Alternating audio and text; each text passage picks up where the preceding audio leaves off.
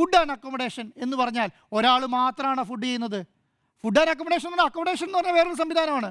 ഇതിവിടെ നമ്മളിപ്പോൾ ഞാൻ ഈ ഓഡിറ്റ് റിപ്പോർട്ട് നോക്കുകയാണ്, അതിനകത്ത് ഫുഡ് ആൻഡ് അക്കോമഡേഷൻ എന്ന് എഴുതി വെച്ചിരിക്കുകയാണ്. ആ ഫുഡ് ആൻഡ് അക്കോമഡേഷൻ എന്ന് പറഞ്ഞാൽ അക്കോമഡേഷൻ എന്ന് പറഞ്ഞാൽ ഹോട്ടൽസാണ്.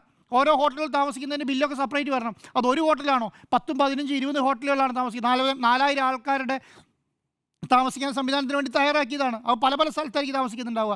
ആ അക്കോമഡേഷൻ്റെ ബില്ല് സെപ്പറേറ്റ് സ്ഥലത്ത് വരണം. ഫുഡ് എന്ന് പറഞ്ഞാൽ ഒരു കാറ്ററിംഗ് ഏജൻസി ആയിരിക്കും ചെയ്തിട്ടുണ്ടാവുക, അവരെടുത്ത് ആ സംവിധാനം വരണം. ഇതിൻ്റെ ബില്ലുകളെല്ലാം സെപ്പറേറ്റ് വന്നതിന് ശേഷം ഇതെല്ലാം ക്രോഡീകരിച്ച് ഇതൊക്കെ ക്രോഡീകരിക്കേണ്ട ഉത്തരവാദിത്തം ദേവസ്വം കമ്മീഷണറെയാണ്. ഈ പറയുന്ന റിപ്പോർട്ട് കൊടുത്ത ദേവസ്വം കമ്മീഷണർ തന്നെയാണ് ഈ ബില്ലുകൾ മുഴുവൻ ക്രോഡീകരിക്കേണ്ടത്. ഈ ബില്ലുകൾ മുഴുവൻ ക്രോഡീകരിച്ച് ആർക്ക് കൊടുക്കണം? ഈ പറഞ്ഞ ഓഡിറ്റർക്ക് കൊടുക്കണം. ഈ ഓഡിറ്റർ എന്ത് ചെയ്യണം? ഇതിന് മുഴുവൻ വരവ് ഇത്ര, GSTക്ക് ഇത്ര വരവുണ്ട്. GST ഇപ്പോൾ ഞാൻ ഉദാഹരണം പറയാം. ഇപ്പോൾ ഞാൻ സ്മൃതി മാഡത്തിന് ഒരു ബില്ല് ചെയ്തു. സ്മൃതി മാഡത്തിന് ഞാൻ ബില്ല് ചെയ്ത സമയത്ത് ഞാൻ 18% GST അടയ്ക്കണം. അടച്ചിട്ട് GST ഇൻപുട്ടായിട്ട് സ്മൃതി മാഡത്തിന് വരണം. മനസ്സിലായോ? അത് വന്നോ ഇല്ലയോ എന്നൊക്കെ നോക്കുന്നതിന് ഉത്തരവാദിത്തം ഓഡിറ്ററാണ്. അങ്ങനെ വന്ന് ചില ഇപ്പം ഞാൻ പറയുന്നത് 5 കോടി രൂപേൻ്റെ ബില്ല് ചെയ്തു. അതിൻ്റെ അത് കുറേ പേര് GST ബില്ല് ഇഷ്യൂ ചെയ്തിട്ടില്ല. അവർ അടുത്ത മാസം ഇഷ്യൂ ചെയ്യാൻ വെച്ചിട്ടുണ്ടെങ്കിലോ അതൊക്കെ വിളിച്ച് മേടിക്കേണ്ട ഉത്തരവാദിത്തം ദേവസ്വം കമ്മീഷണറെ അല്ലെങ്കിൽ ദേവസ്വത്തെ അക്കൗണ്ടൻറ്റിൻ്റെ ഉത്തരവാദിത്തമാണ്.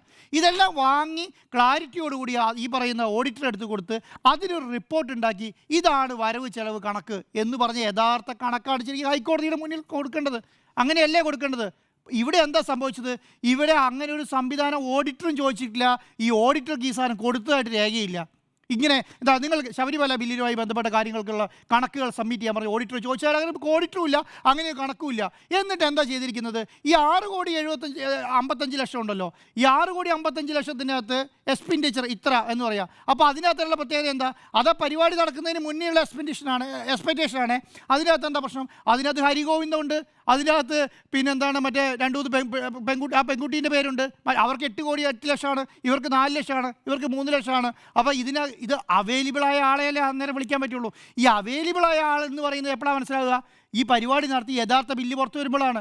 ഇത് ചോദിക്കേണ്ട ഉത്തരവാദിത്തമായിരുന്നാ? ഇത് ചോദിക്കേണ്ട ഉത്തരവാദിത്തം ഈ ഓഡിറ്ററെയാണ്. ഈ ഓഡിറ്ററെ ചോദിച്ചിട്ടേ കണക്ക് കൊടുക്കാൻ പാടുള്ളൂ. ഇത് ഈ ഇയർ എൻഡിങ്ങിൽ ബാലൻസ് ഷീറ്റ് കൊണ്ടെങ്കിൽ ഇൻകം ടാക്സിന് കൊടുക്കുന്നതല്ലോ, ഇത് ബാലൻസ് ഷീറ്റ് കൊണ്ട് പിന്നെ GSTക്ക് കൊടുക്കുന്നതല്ലോ.